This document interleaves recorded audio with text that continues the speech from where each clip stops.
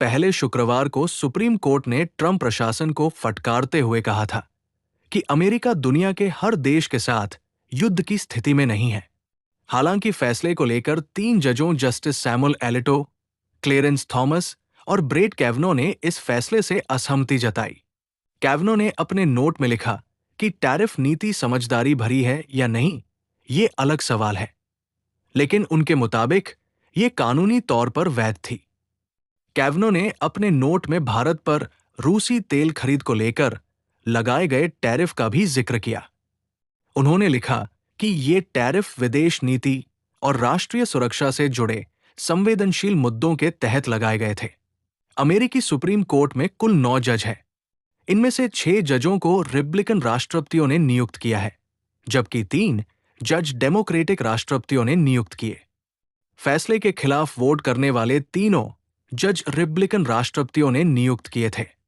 New York times की report के मुताबिक पिछले साल की शुरुआत से अब तक ट्रंप प्रशासन ने 200 अरब डॉलर से ज्यादा का टैरिफ वसूला है।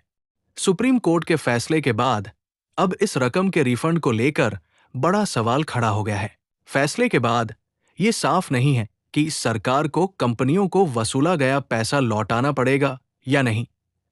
ट्रंप प्रशासन ने पहले कहा था कि अगर केस हार गए तो कई देशों के साथ हुए व्यापार समझौतों को वापस लेना पड़ सकता है और भारी रिफंड चुकाने पड़ सकते हैं। ट्रंप के टैरिफ विवाद के केंद्र में एक कानून है जिसका नाम international emergency economic powers act (ईपा) है। ये कानून 1977 में बनाया गया था।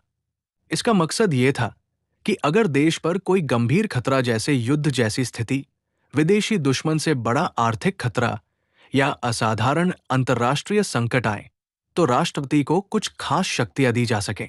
इन शक्तियों के तहत राष्ट्रपति विदेशी लेन देन पर रोक लगा सकता है, उन्हें नियंत्रित कर सकता है या कुछ आर्थिक फैसले तुरंत लागू कर सकता है। ट्रंप ने टैरिफ लगाने के लिए ईपा का ही सहारा लिया था।